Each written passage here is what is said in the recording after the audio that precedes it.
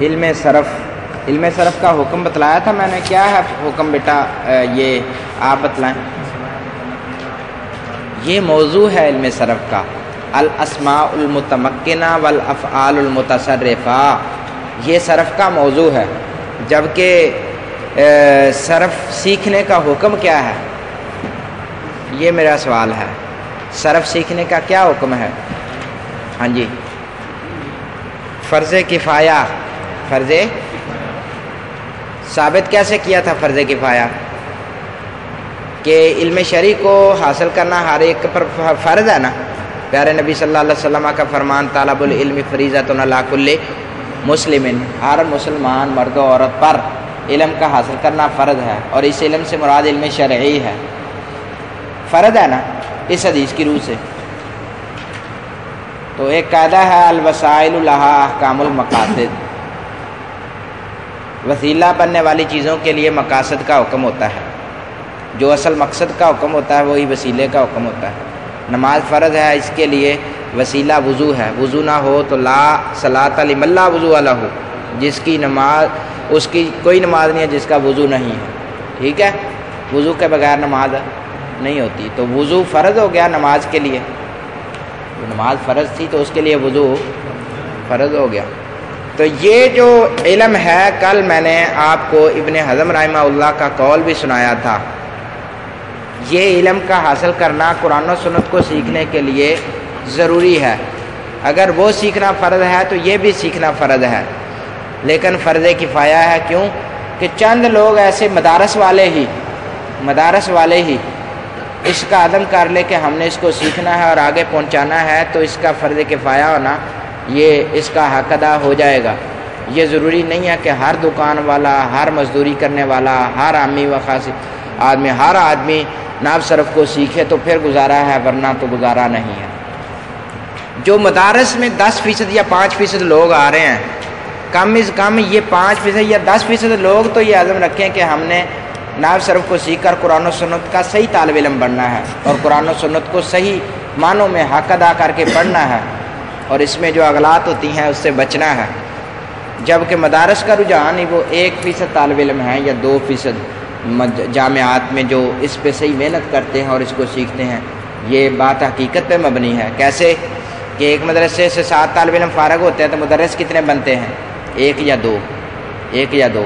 اگر 10-11 فارغ ہوں تو 3 بن جاتے ہیں، 20 فارغ ہوں تو 4 بن جاتے ہیں. یہ روٹین جا رہی ہے. 100 میں سے 10 مدرسین ہوتے ہیں، 10 بھی بڑی مشکل سے، ورنہ 7-8 کی روٹین جا رہی ہے. تو یہ نحو صرف نہ سیکھنے کی یہ بڑی وجہ ہے مدرس نہ بننا. وہ شخص کبھی مدرس نہیں بن سکتا وہ طالب علم جو نحو صرف میں محنت نہیں کرتا اور سیکھتا نہیں ہے. مدرس وہی ہے جو نحو صرف میں ماہر ہے. نحو صرف میں ماہر ہے وہ مدرس ہے اچھا خاصا. یہ بات تو آپ کو معلوم ہے نا.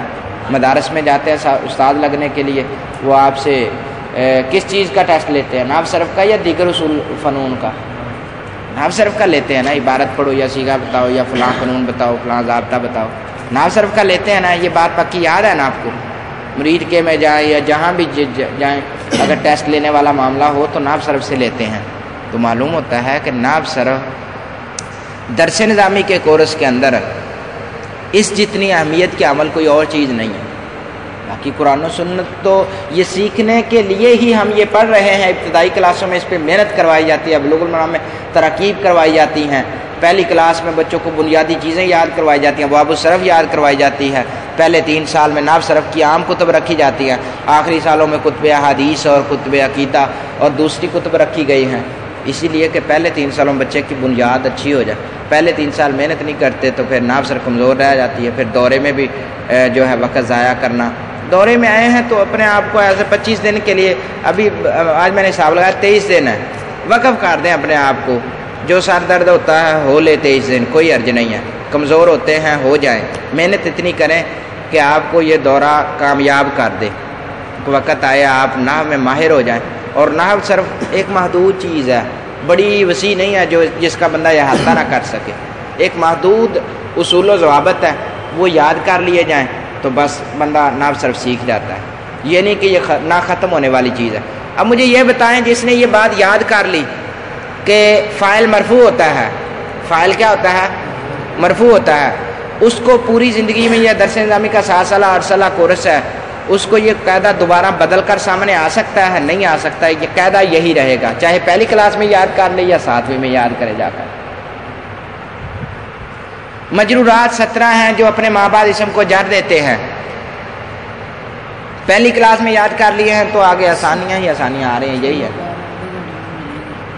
ٹھیک ہے، آدھے گھنٹے بعد چلے جانا. ٹھیک، چلو. علم صرف جی. الوسائل لها احکام المقاصد.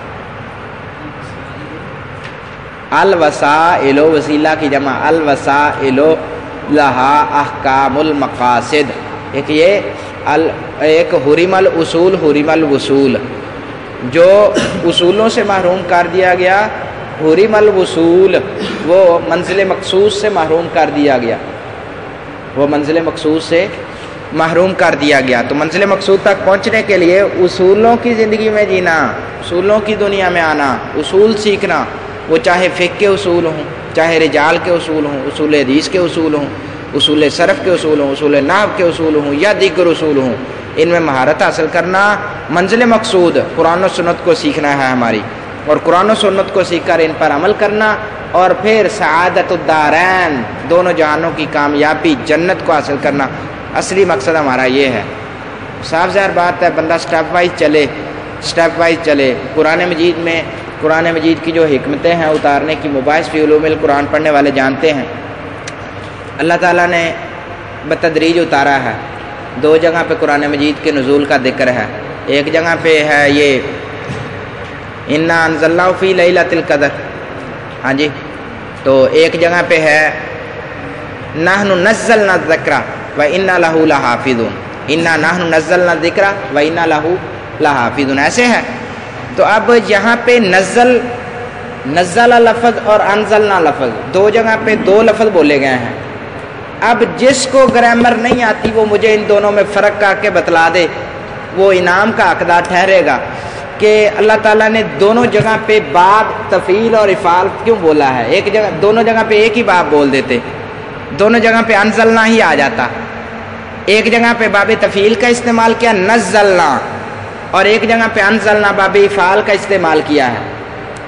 اس میں بڑی حکمت عملی ہے کہ انزلنا اور نزلنا میں فرق یہ ہے. انزلنا کا مطلب ہوتا ہے بیک دفعہ اتارنا، اور جہاں انزلنا بولا ہے وہاں لیلۃ القدر بولا ہے.